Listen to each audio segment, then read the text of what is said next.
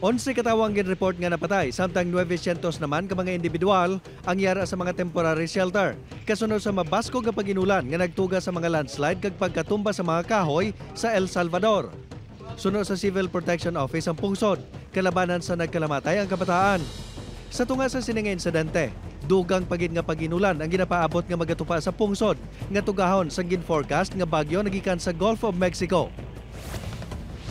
11 ka migrants ang gin-report nga napatay matapos magkapan ang kahoy nga sakayan nga ila ginasakyan sa Mediterranean Sea. 51 naman ang na-rescue sang rescue ship nga gina-operate sang isa ka German aid group.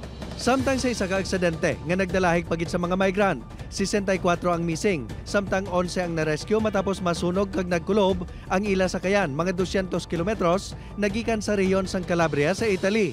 Base sa impormasyon, ang mga sakayan ang nagikan sa Turkey.